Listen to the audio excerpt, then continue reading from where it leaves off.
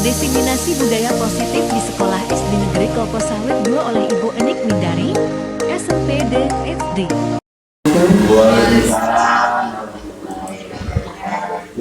Terlebih dahulu marilah kita panjatkan puji dan kehadiran Allah SWT atas segala rahmat dan hidayahnya. Hari ini kita masih diberi limpahan rezeki yang lumayan banyak, sehingga kita hari ini bisa berkumpul di SD Negeri Kelapa Sawit 2 yang tercinta.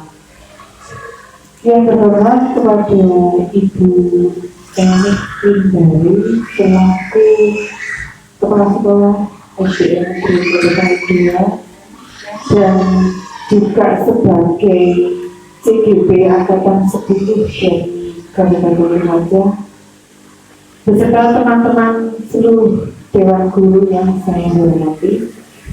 Untuk acara diseminasi budaya positif, mari kita awali dengan bacaan basmalah. Untuk acara yang kedua adalah doa yang dipimpin oleh Bapak Kusmin SPDSD. Kepada beliau saya persilakan.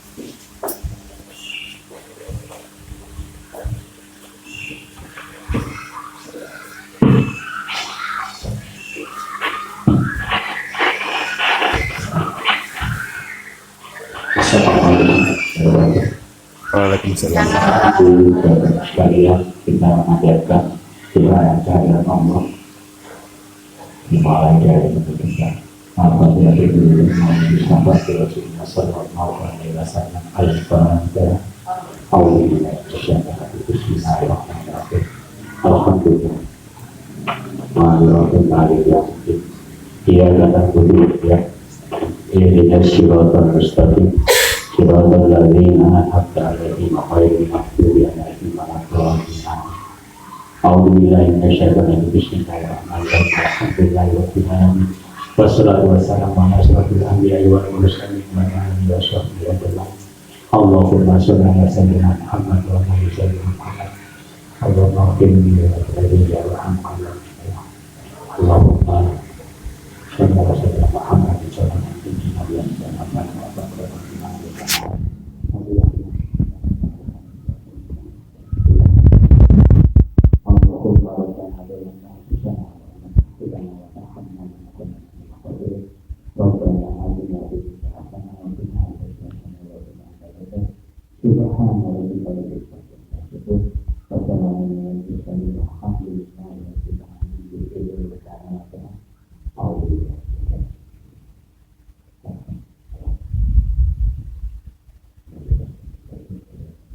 Sejawab oleh Ibu Mesma SPD kepada beliau saya persilakan.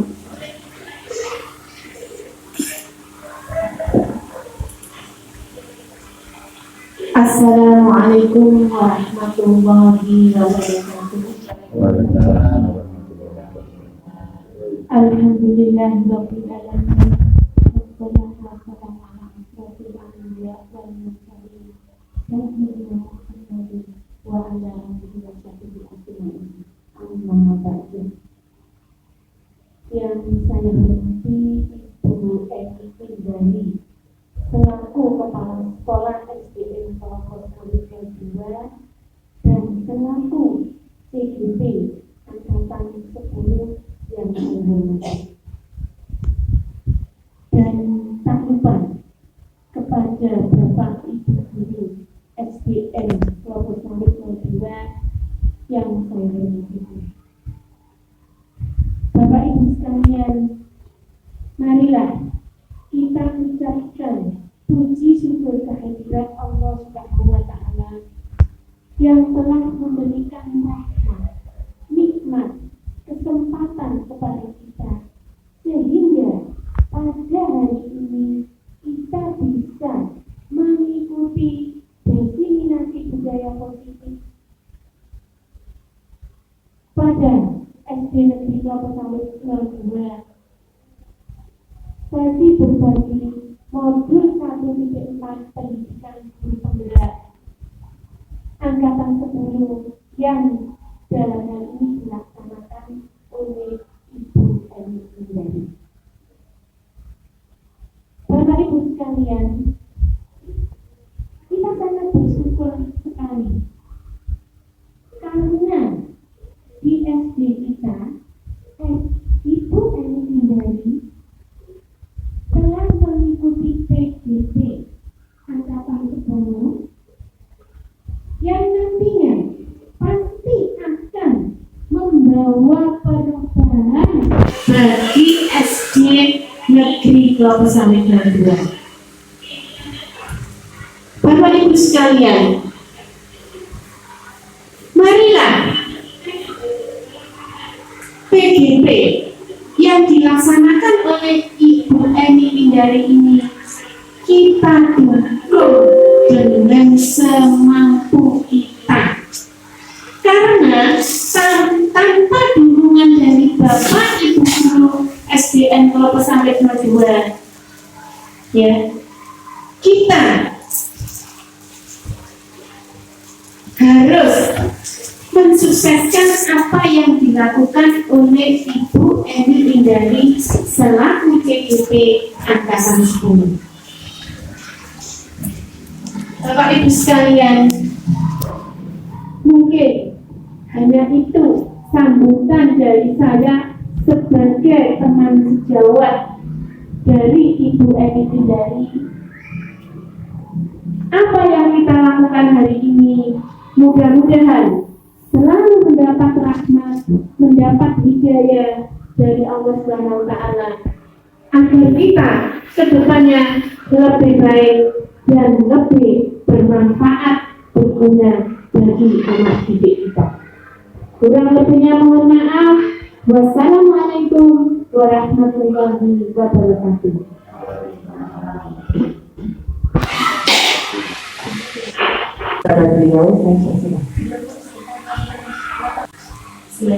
Assalamualaikum warahmatullahi wabarakatuh. Bapak Ibu semuanya, bagaimana kabar hari ini? Alhamdulillah, luar biasa. Alhamdulillah. Untuk mencairkan acara hari ini diseminasi budaya positif di SD Negeri Kelapa Sawit 2, mari sebelumnya Bapak Ibu untuk berdiri bersama, berdiri semuanya. Kita melakukan ice breaking sedikit biar Bapak Ibu tidak ngantuk dan tetap semangat ke hari ini. Sudah Bapak Ibu? Oke, kalau sudah ada petunjuk dari saya. Ketika saya bilang marina, tangan Ibu di sini deh Bapak Ibu. Ketika bilang menari, tangan dengan menari, kedua tangan. Setelah itu ke atas, di pundak, dan menara di atas, membentuk segitiga semacam ini. Coba kita mulai Bapak Ibu. Marina di atas, menari. Sampai jadi kan orang. Boleh Bapak? Boleh, silakan. Di atas menara, Marina menari. Menari, Marina di atas. Saya kira cukup nih Bapak Ibu, terus ice breakingnya semangat ya. Terima kasih banyak. Untuk selanjutnya mari kita ya, silakan Bapak Ibu duduk kembali.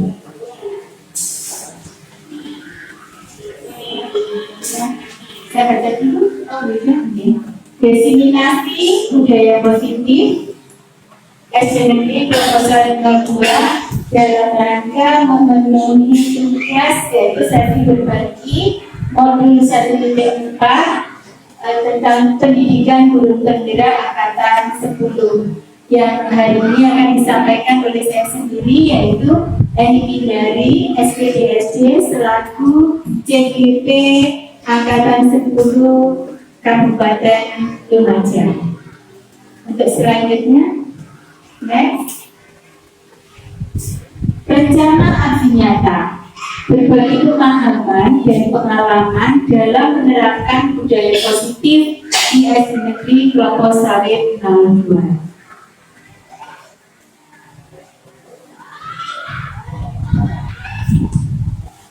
Dukungan apa yang dibutuhkan? Dukungan dari rekan guru, yang pasti saya di sini selaku CGP angkatan 10 sangat berterima kasih kepada Bapak Ibu semuanya selaku rekan sejawat saya yang telah mendukung sehingga pelaksanaan pendidikan guru penggerak sampai di modul 1.4 ini berjalan dengan lancar.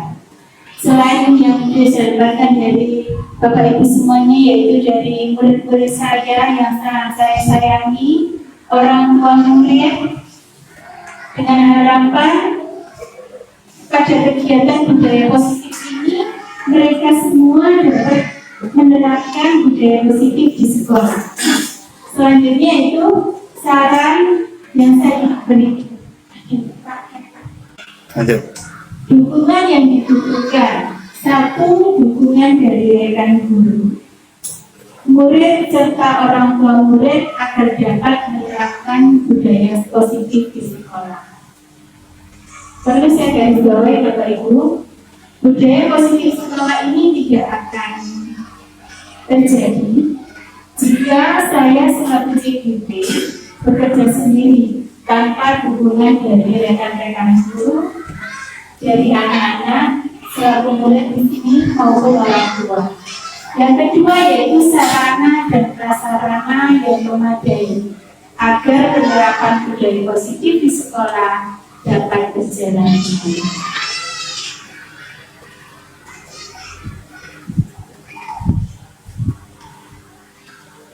Tujuannya, satu, mengenalkan konsep perubahan paradigma pembelajaran mengenal stimulus respon dan teori kontrol.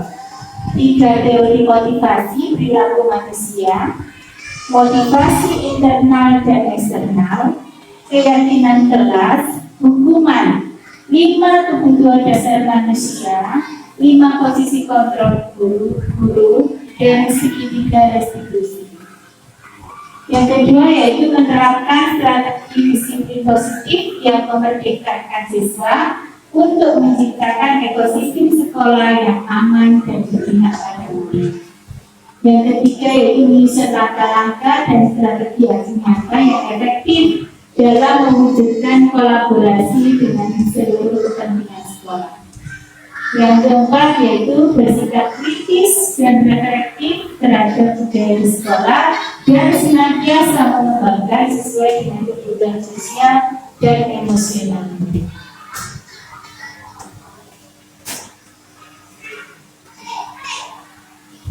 Perubahan paradigma. Bapak Ibu, hari ini saya minta Bapak Ibu semuanya berjalan mantap. Dan saya akan menyampaikan ke Bapak Ibu semuanya. Buka tangan Bapak Ibu. Silakan Bapak Ibu dibuka tangannya. Dengan penuh konsentrasi. Buka tangan Anda. Bayangkan Anda meletakkan sesuatu di atas tangan Anda. Dan sesuatu itu sangat berharga sekali.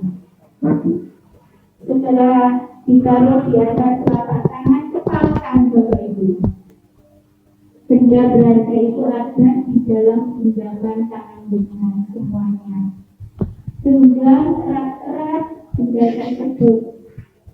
Setelah itu bayangkan ada orang lain yang akan mencoba dengan sekuat tenaga dengan berbagai cara untuk mengambil dan meminta memberikan benda tersebut. Jadi bayangkan ketika ada orang mau mengambil dengan cara paksa, milik jenengan itu apa yang jenengan lakukan semuanya? Mempertahankan sekuat tenaga dia, mempertahankan sekuat tenaga. Mungkin ada yang lain.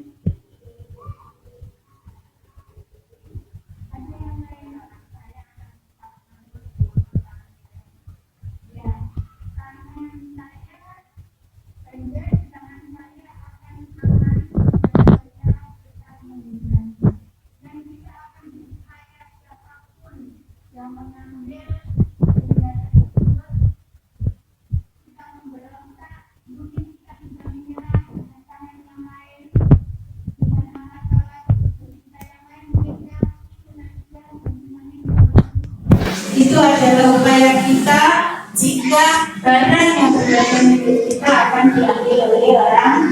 baik. Next.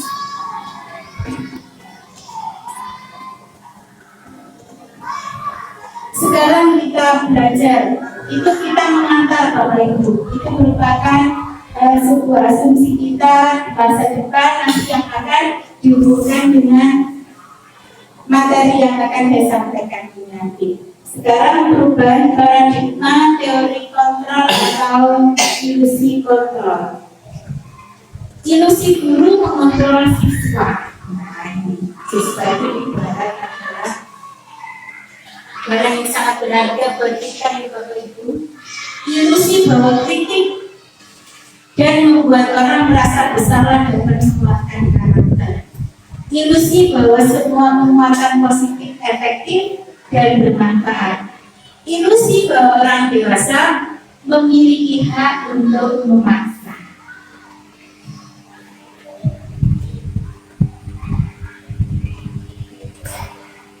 Sekarang perubahan paradigma stimulus respon menjadi teori kontrol. Bisakah kita mengontrol seseorang? Tidak bisa. Ada yang bisa, ada yang tidak bisa. Jawaban dengan ya. Stimulus respon di sini kita mencoba mengubah orang agar berpandangan sama dengan kita. Dari kontrol kita berusaha memahami pandangan orang lain tentang dunia. Stimulus respon berperilaku buruk dilihat sebagai satu kesalahan. Sementara dari kontrol mengatakan semua perilaku memiliki tujuan. Orang lain bisa mengontrol saya. Teori kontrol mengatakan hanya Anda yang dapat mengontrol diri Anda sendiri. Saya bisa mengontrol orang lain, stimulus respon begitu, sementara teori kontrol hanya Anda yang dapat mengontrol diri sendiri dan Anda tidak bisa mengontrol orang lain. Pemaksaan ada pada saat rujukan gagal. Itu stimulus respon. Sementara teori kontrol kolaborasi dan konsensus menciptakan yang baru. Stimulus respon model berpikir menang atau salah. Sementara teori kontrol model berpikir menang. Selanjutnya.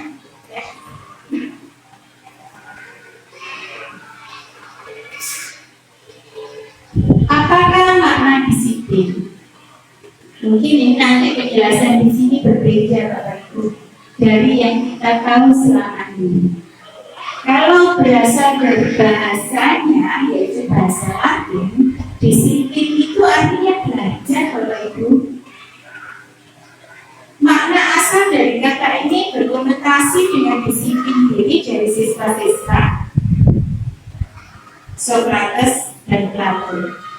Disiplin diri membuat orang dari potensinya menuju tujuan apa yang dihargai.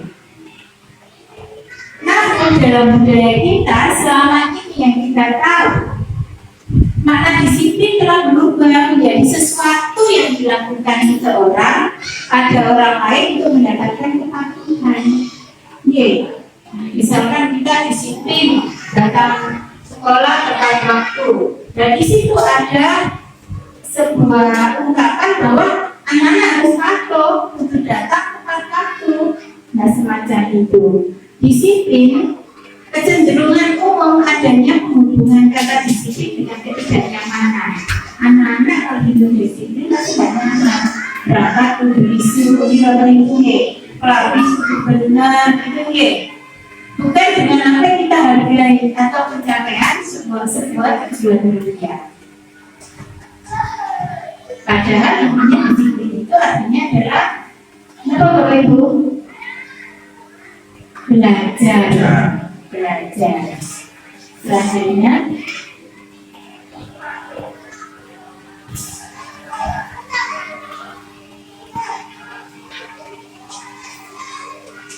teori motivasi perilaku manusia. Untuk menghindari ketidaknyamanan atau hukuman, apakah yang akan terjadi apabila saya tidak melakukannya? dapat apa dengan tidak melakukannya? Dapat hukuman biasanya. Untuk mendapatkan imbalan dari orang lain atau institusi, apa yang akan saya dapatkan apabila saya melakukannya? Anak-anak selama ini cenderung seperti itu, Bapak Ibu. Jika aku melakukan kesalahan, pasti aku dihukum. Seperti itu, ya. Mereka sudah termakan seperti itu. Yang ketiga, untuk menghargai diri sendiri menjadi insan harapan kita. Saya akan menjadi orang seperti apa bila saya melakukannya? Mungkin ini yang diharapkan. Jika saya melakukan kegiatan disiplin dengan baik, nanti saya akan seperti apa? Ya, itu pengalaman dari diri Bapak Ibu guru nantinya untuk anak-anak. Jadi tidak menuntut anak-anak itu selalu menjadi kita yang bersalah. Nah, mesti langsung, dok, salah kamu. Dok, kamu tidak benar, kamu pelanggar disiplin semacam itu. Ada yang namanya di sini Bapak Ibu motivasi eksternal, motivasi internal. Kalau motivasi internal itu kita sebelum meminta anak itu untuk berbuat, untuk melakukan sesuatu seperti apa yang kita mau. Sementara motivasi internal itu muncul dari dalam diri anak-anak sendiri. Nanti kita yang menggiring anak-anak bisa muncul motivasi internalnya.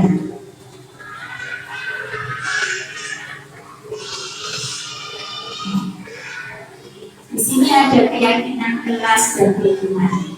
Mengapa tidak peraturan saja? Karena selama ini kita tahu kan peraturan kelas, tata tertib kelas, itu ya.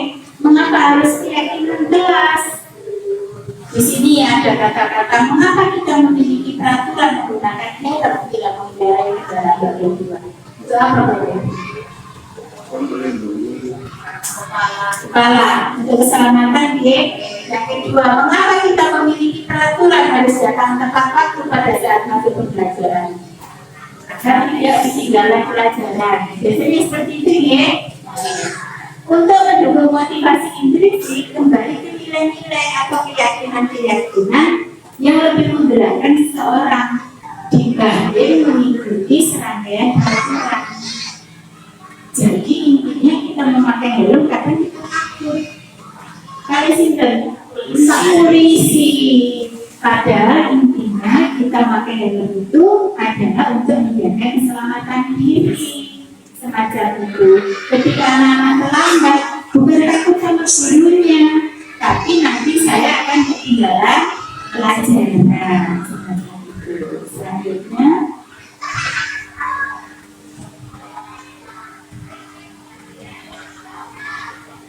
Nah, di sini simpan itu Bapak Ibu. Ya, kita hidup di dunia pendidikan. Pekerjaan kita sekitar pendidikan. Dan beliau adalah tempat kita berkepentingan kita, yaitu diajar Dewan Tara. Pemikiran konsepsi dari semuanya itu sangat luar biasa Bapak Ibu. Filosofinya sangat luar biasa bagi kita. Merdeka, diajar Dewan Tara mengatakan merdeka itu artinya apa sih? Tidak hanya terlepas dari perintah, akan tetapi juga cakap buat memerintah diri sendiri. Jadi dia merdeka itu tapi sudah bisa mau seperti apa dirinya, bisa memilih diri dengan baik. Jadi itu namanya motivasi intrinsik dari dalam sendiri. Jadi misalkan kita bisa memunculkan motivasi intrinsik, kita tidak perlu takut anak-anak itu berbuat apa, karena mereka sudah tahu sendiri. Ketika aku melakukan seperti ini, nanti tindakannya seperti ini. Gitu. Ya, bagaimana kita bisa memunculkan motivasi intrinsik itu? Nanti kita akan belajar.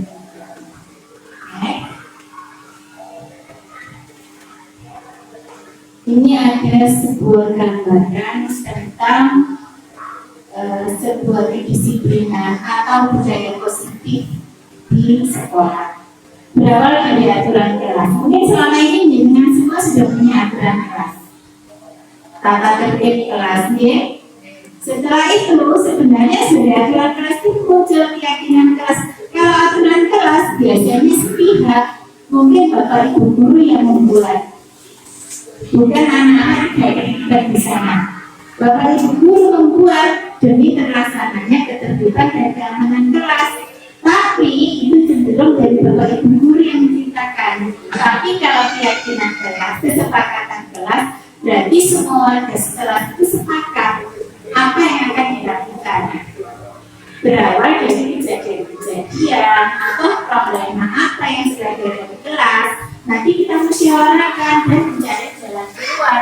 Dan semua itu nanti sepakat seluruh warga kelas yang membuat dan nanti yang mematuhi. Jadi tidak dari bapak ibu, tapi anak-anak juga dilibatkan. Akhirnya muncullah namanya keyakinan kelas, disepakati bersama dalam bentuk kalimat-kalimat positif, kalimat-kalimat yang baik, dan nanti bisa dijaga. Oke, akhirnya lingkungan menjadi positif. Lingkungan positif seperti apa? Anak-anak belajar dengan tertib, anak-anak tidak selalu menghargai temannya, anak-anak jujur, anak-anak selalu mengerjakan tugas tepat waktu dan semua itu. Nanti kalau sudah jadi lingkungan yang positif, akhirnya membudaya jadi sebuah kebiasaan di lingkungan sekolah maupun lingkungan kelas. Selanjutnya,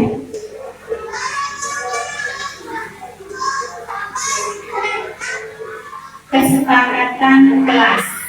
Contoh kesepakatan kelas. Kami guru dan siswa saling menyayangi. Nah, kalimatnya seperti itu. Bukan dilarang bertengkar.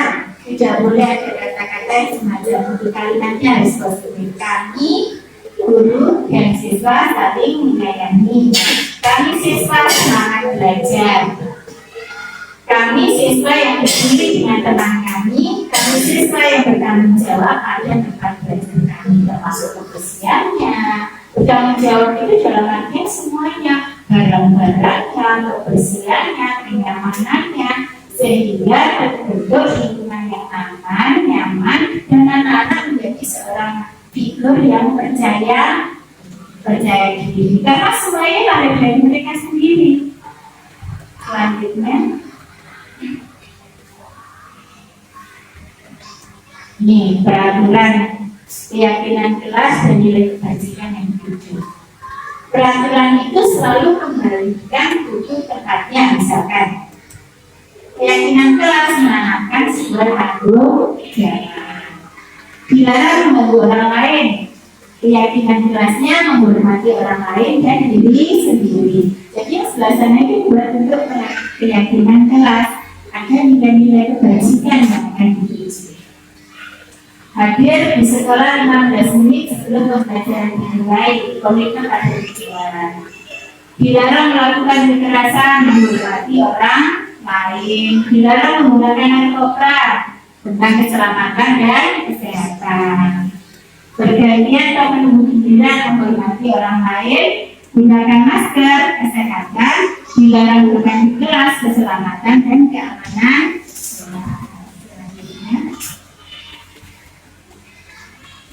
Ada hukuman dan konsekuensi. Biasa kalau hukuman itu adalah sesuatu yang menyakitkan, dihukum sakit deh. Zaman dulu itu kalau dihukum, ayo kamu terlambat datang ke sekolah, berdiri di pojokan, kaki diangkat, tangan di telinga 10 menit. Nah, itu termasuk hukuman. Itu biasanya menyakitkan bagi anak-anak. Kadang anak-anak mengeluh capek, kakinya sakit, terus membuat anak sakit fisik atau hati dalam jangka yang lama, trauma yang berbeda. Akhirnya kadang kita guru itu dikolok ke bising nah semacam itu. Siswa disiplinan, karena disiplinan itu menuntut dia untuk mematuhi aturan tersebut dan kalau tidak nanti dihukum. Nah, ada paksaan. Mendorong siswa menyakiti diri sendiri. Siswa siswa belajar untuk menyembunyikan kesalahan. Nah, ini kalau kita didik dia pusing yang murid, boten kena dia. Nah, dia hanya karena untuk menghindari sebuah hukuman, dia cenderung akhirnya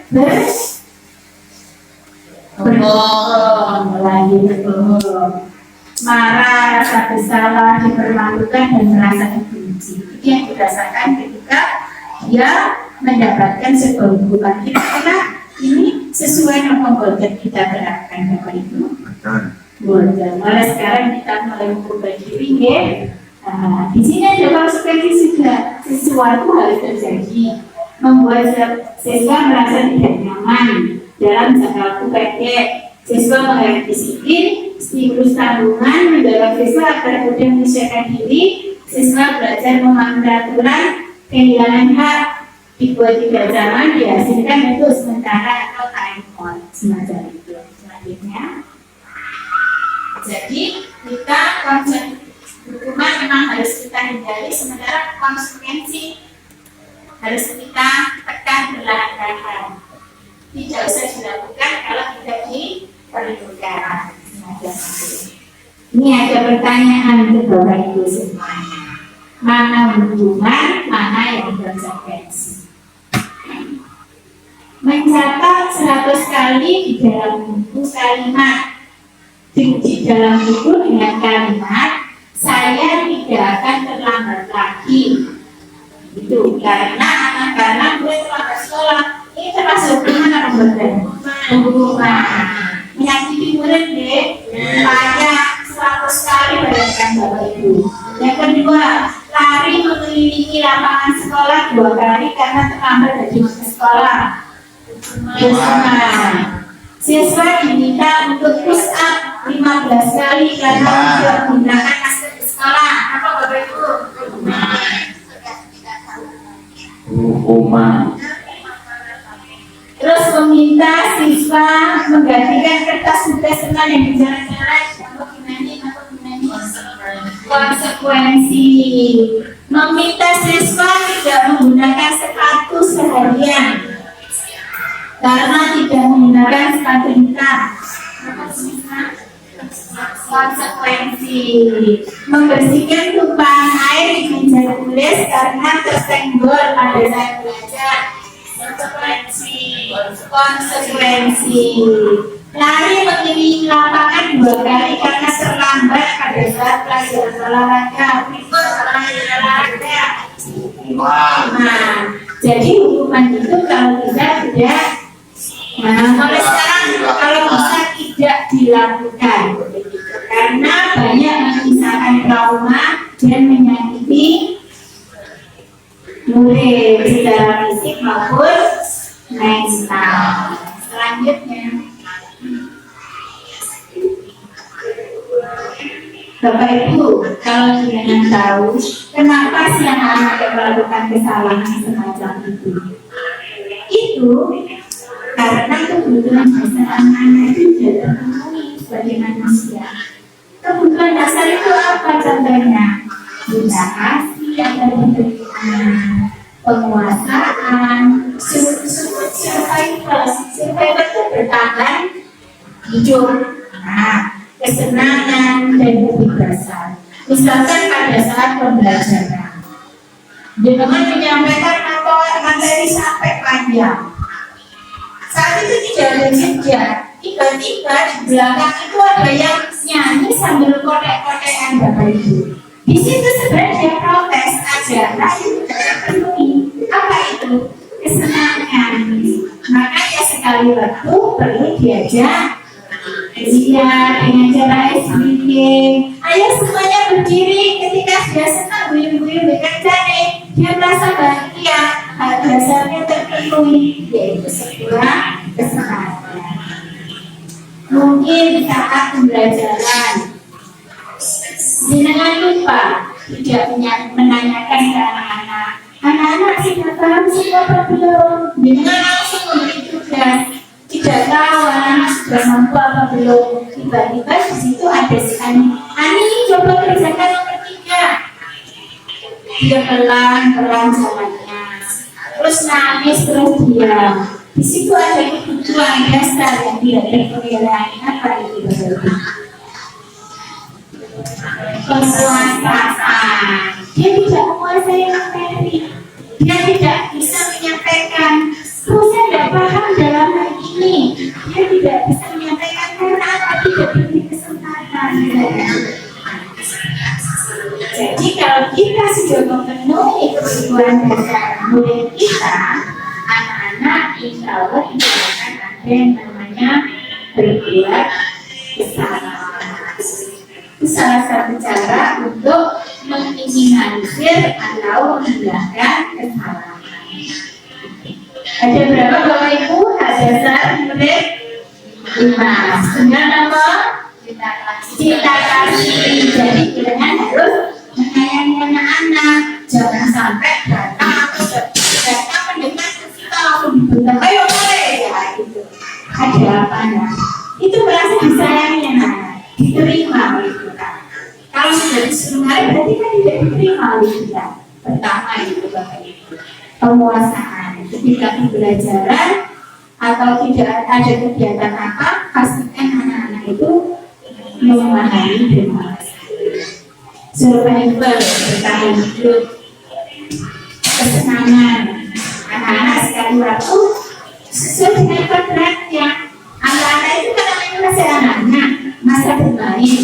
Sekali waktu jangan mengobrol di pelajaran yang di luar mereka. Sekali waktu diberikan kesenangan. Pembelajaran yang menggunakan bisa terus kebebasan semacam itu. Itu adalah kebutuhan dasar untuk manusia. Salah satunya adalah itu. Semuanya berbeda. Sekarang Bapak Ibu punya hasil. Ibu guru bilang aku tidak boleh bersenandung sewaktu mengerjakan tugas. Bersenandung itu bukan nyanyi.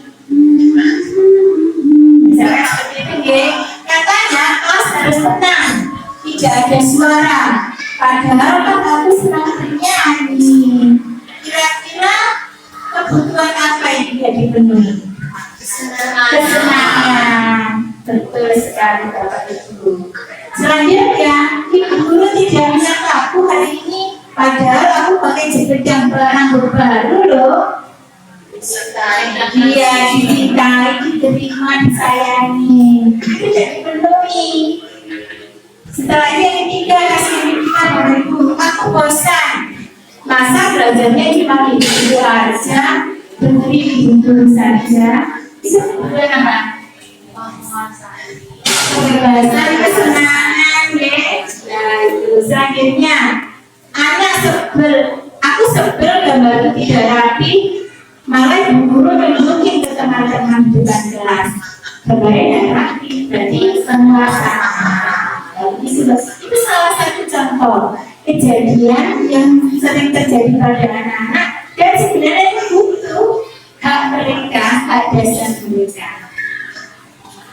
Nanti ya Bapak Ibu ya, mari sekarang kita belajar untuk mengembangkan diri. Selanjutnya, posisi kontrol yang tidak disarankan.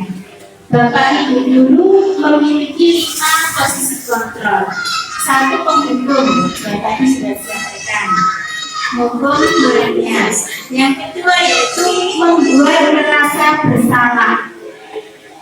Yang sering membuat merasa bersalah. Yang ketiga yaitu pemantau. Pemantau itu selalu mengawasi apa yang dilakukan oleh anak-anak. Yang keempat yaitu manajerial. Dan yang ke satu lagi yang terlupa yaitu sebagai teman. Ada 5 posisi kontrol. 1 yaitu sebagai penghukum, 2 merasa bersalah, yang ketiga posisi sebagai teman, yang keempat sebagai pemantau, yang kelima yaitu manajernya. Ada berapa Bapak Ibu? 5. Bahwa posisi Bapak Ibu semuanya. 1 satu sebagai penghukum. Yang kedua membuat merasa bersalah. Yang ketiga sebagai teman. Yang keempat pemantau. Yang kelima manajer. Ya, di sini di layar disebutkan ada motivasi psikologis, kontrol dari luar, menghindari lingkungan. Guru berbuat menghadir, menunjuk, menghadir, menyakiti, menyindir. Ada guru berkata, kalau kamu tidak melakukannya, awas ya, rasakan ya. Nah itu sakit kan? Itu kan baik. Membentak, menyalahkan orang lain dan berbohong. Di sini hasilnya kalau berbuat seperti itu, nanti dampaknya hasilnya apa? Anak jadi pemberontak, anak menyalahkan orang lain, anak berbohong. Kaitan dengan dunia berkualitas, siswa meletakkan guru di luar dunia berkualitas karena di antara mereka, di kasih mereka, guru itu mesti marah, mesti ngamuk, gitu ya.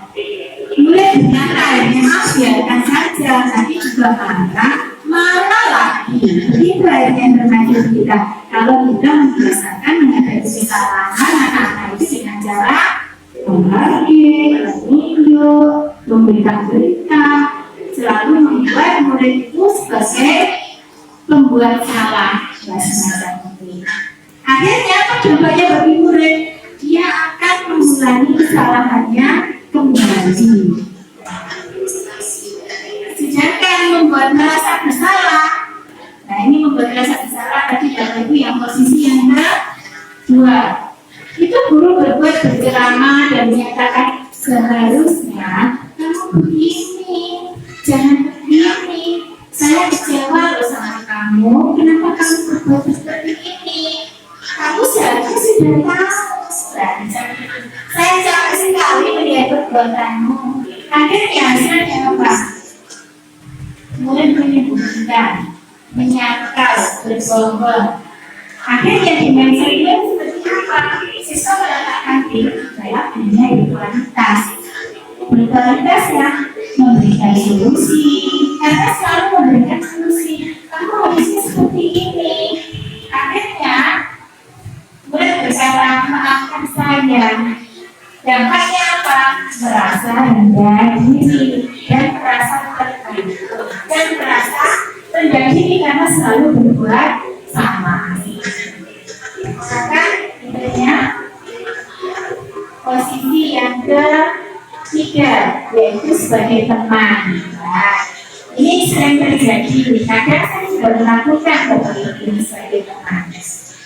Membuat alasan berbeda-bedanya. Biasanya kata-kata yang digunakan guru sebagai teman seperti ini. Ayolah, lakukan demi guru, demi saya, nak.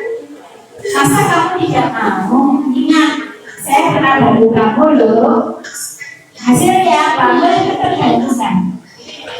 Dan siswa meletakkan guru sebagai sangat penting di dunia yang berkuasa. Akhirnya boleh berkata, saya berpikir bapakku adalah teman saya. Ternyata begitu. Nah, gitu ya. Dampaknya boleh menjadi lemah, tidak mandiri dan ketergantungan. Selanjutnya, guru dalam posisi kontrol pemantau. Mantau maksudnya itu ya. Guru berbuat menghitung dan mengukur. Sudah berapa kali kamu melakukan kegiatan ini? Kamu seperti begini ya, macam ini ya. Apa peraturannya jika kamu terlambat datang terlambat? Sudah berapa kali kamu terlambat? Nah, itu hasilnya menyesuaikan diri tidak diawasi. Tidak diawasi, baru dia menyesuaikan diri. Tidak diawasi, tidak tahu lagi ya, semacam itu. Kaitannya siswa meletakkan peraturan dan hukum di dunia berkualitas. Murid berkata, berapa penghargaan yang harus saya peroleh biar saya dapat posisi. berapa halaman yang harus saya kerjakan biar tugas ini selesai, misalkan biar saya tidak mendapatkan sanksi, misalkan seperti itu. Menitik beratkan pada hukuman atau hadiah untuk dirinya, itu nanti gambarnya. Selanjutnya sebagai manajer, biasanya guru berbuat apa yang dilakukan guru mengajukan pertanyaan-pertanyaan. Misalkan begini, apa yang kita yakini, apa yang bisa kau kerjakan untuk memperbaiki kesalahan ini. Hasilnya mengeluarkan pribadi. Nanti kaitan dengan dunia berkualitas, siswa meletakkan dirinya sebagai individu yang positif dalam dunia berkualitas.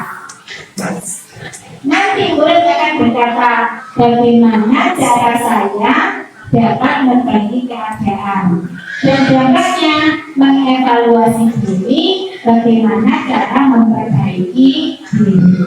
Menurut Bapak Ibu, posisi kontrol mana yang harus kita pilih dari 5 posisi kontrol? Yang mana Bapak Ibu? Yang mana Bapak Ibu yang menghadirkan murid itu bisa memperbaiki kesalahan sendiri dan bukan menebus kesalahan. Yang mana Pak Kusnip? Yang manajer ya, berarti yang manajer dia kalau murid. Nah, itu Bapak Ibu posisi kontrol yang tepat kita gunakan itu selanjutnya. Jika selama ini kita sebagai penghukum atau sebagai pembuat rasa bersalah, kita andalkan jalan. Dan sebisa mungkin yang kita lakukan adalah teman, pemantau, dan manajer. Tetapi sebisa mungkin sebagai teman itu kita hilangkan, karena nanti memiliki dampak negatif bagi murid, yaitu murid menjadi tidak mandiri atau memiliki ketergantungan. Itu ya Bapak Ibu. Untuk selanjutnya, sekarang untuk menyelesaikan setiap membentuk murid yang mandiri dan bertanggung jawab itu ada yang namanya sebuah usaha atau restitusi. Apa sih restitusi itu? Restitusi adalah proses menciptakan kondisi baik bagi murid untuk memperbaiki kesalahan mereka. Jadi restitusi itu dilakukan bukan untuk menebus kesalahan, tetapi untuk memperbaiki kesalahan. Jadi anak-anak kita lakukan, kita ajar bicara, itu bukan menebus kesalahan, tapi kita mencari, menggali apa solusi yang akan dilakukan agar kesalahan itu bisa diperbaiki. Next. Nah, kita menggunakan yang namanya langkah-langkah untuk melakukan restitusi. Itu ada di sini 3 restitusi. Dari yang pertama yaitu menstabilkan identitas. Itu langkah pertama. Yang paling mendasar dari senjata itu Bapak Ibu dari horizontal yang dasarnya di segitiga itu. Pertama itu yang kita lakukan yaitu menstabilkan identitas. Biasanya di saat ini kita ketika anak-anak berbuat salah itu kita menyampaikan dengan kata-kata anak-anak setiap orang itu pasti pernah melakukan kesalahan. Nah, yang kedua, kamu bukan satu-satunya kok yang pernah melakukan kesalahan ini, masih ada kok yang lain masih semacam itu. Maka yang kedua itu validasi tindakan yang salah. Misalkan kalimat seperti ini, adakah cara yang lebih efektif untuk mendapatkan apa yang kamu butuhkan? Adakah cara yang lain agar kamu tidak datang terlambat ke sekolah? Misalkan seperti itu. Adakah cara yang lain agar kamu tidak memiliki kebiasaan menyembunyikan atau mengambil sandal dari temanmu ketika sedang kegiatan di musola, gitu ya. Itu merupakan salah satu langkah kedua yang merupakan validasi tindakan yang salah. Langkah yang ketiga yaitu menanyakan keyakinan. Kata-kata ini bisa terkait dengan kata seperti ini, Bapak Ibu. Nilai apa yang telah kita sepakati berhubungan dengan keyakinan kelas yang sudah disepakati. Kira-kira yang dilanggar oleh mereka apa?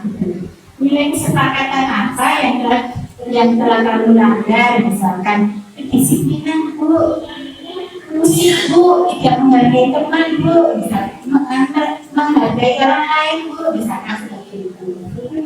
Kamu ingin berjalan seperti apa? Itu termasuk langkah ketiga dari segitiga diskusi, yaitu menanyakan keyakinan. Baik, selanjutnya.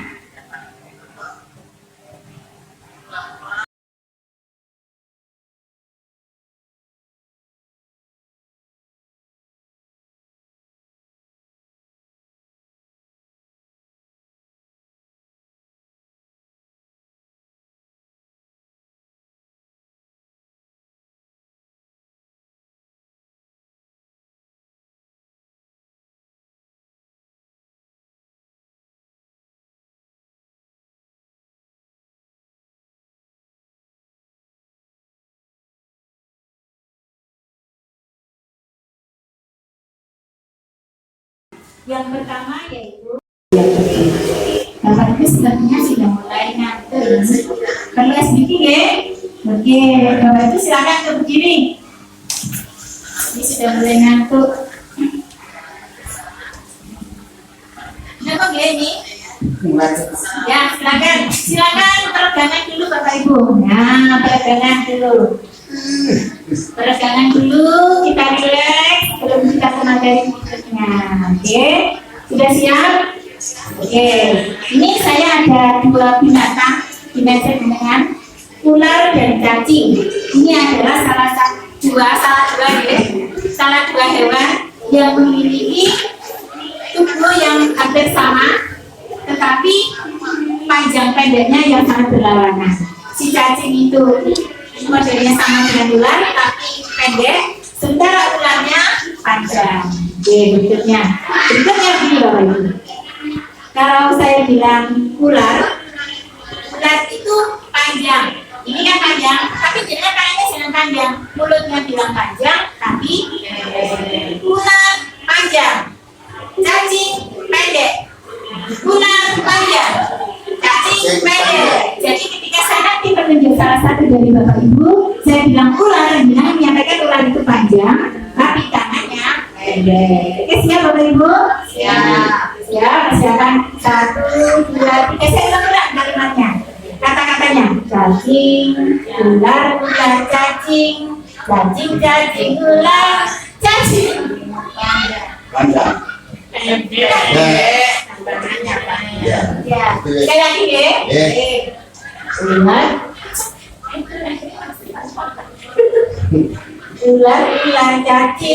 cacing, ular, panjang. Oke, berikutnya cacing, ular, cacing. Pendek, betul. Cacing, ular, cacing. Panjang. Kurang konsentrasi sepertinya. Saya mau yang lain. Jangan cukup menirukan, kata kuncinya adalah menirukan kalimat yang saya ucapkan. Kita ke bebek dan ayam. Bebek dan ayam. Ayam dengan coba ayam. Dengan itu ya. Ayam, bebek, ayam, bebek. Satu. Bagaimana? Salah. Harusnya ayam, bebek. Setelah itu. Nah, misalkan ayam, bebek. Apa sih bebek? Bebek. Terakhir kan bebek saya bilang. Kan kata utamanya adalah ikuti kata-kata ayam bebek. Berapa jumlah bebek? Bebek. Terakhir B, kata yang terakhir dan diikuti. Ayam, ayam, ayam, ayam bebek, bebek, bebek. Berapa jumlah telur bebek? Bebek. Ya bagus, terima kasih. Terima kasih tepuk tangan untuk Bapak Ibu semuanya. Terima kasih. Silakan duduk kembali. Sudah fresh Bapak Ibu? Ya. Kita lanjutkan. Intervensi 30 detik. Katakan anak-anak, jangan kenapa kamu kok berbuat salah? Kenapa kamu hari ini kok melakukan apa kesalahan yang kita sebutkan waktu seperti itu? Atau apakah kamu bisa mengubah kegiatan perilaku kamu saat ini menjadi sikap yang lebih membantu? Nah, semacam itu. Jadi anak bukan seolah-olah dia itu difonis kita bagaimana. Tapi kita mengampuni apa yang dilakukan dan kita tahu anak-anak melakukan itu pasti punya alasannya. Betul ya?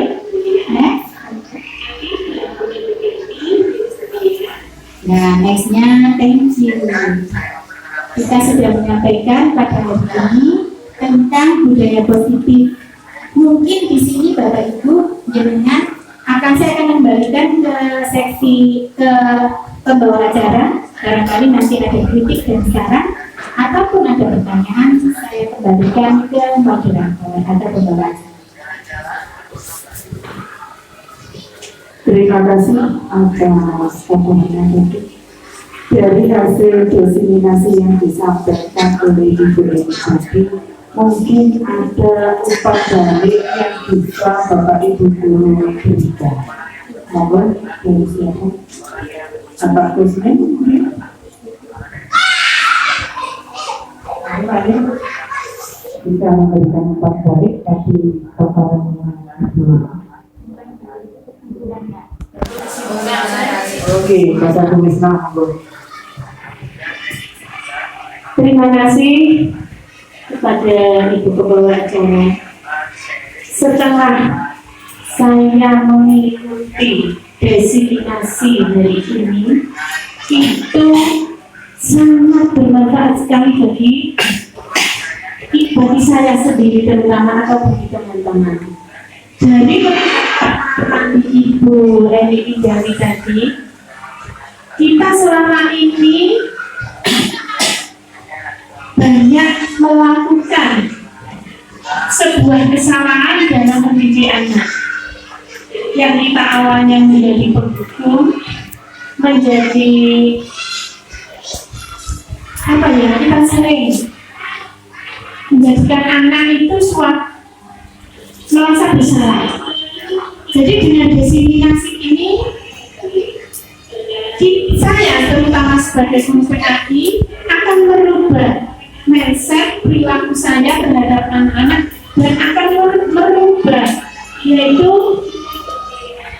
pemberlakuan terhadap anak selama ini yang menurut saya itu sangat salah. Setelah mengikuti diseminasi tentang budaya positif, saya mengajak Bapak Ibu guru SD Pesantren marilah kita berubah. Yang awalnya kita mempunyai mindset yang salah, kita ubah sekarang dengan sebaliknya untuk memecahkan masalah dengan segitiga restitusi. Terima kasih. Wassalamualaikum warahmatullahi wabarakatuh. terima kasih kepada Islam dari paparan awal akhir ada kesimpulan ya bahwa kita menyadari bahwa selama ini ada banyak kesalahan yang kita lakukan, tetapi dengan diseminasi ini untuk kedepannya kita harus berubah, itu intinya. Kemudian juga ada beberapa hal yang kita menjadi awalnya hanya sekedar tahu istilah ini apa sih segitiga restitusi. Tadi sudah dijelaskan secara detail sama Ibu Eni. Ini loh namanya segitiga restitusi.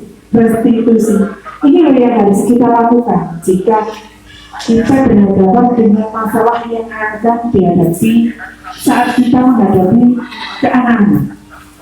Jadi terima kasih banyak, sangat-sangat bermanfaat untuk kami ilmu yang telah dibagi untuk kami semua. Untuk acara selanjutnya adalah acara penutup. Marilah kita tutup acara ini dengan bacaan hamdalah. Terima kasih. Wassalamualaikum warahmatullahi wabarakatuh.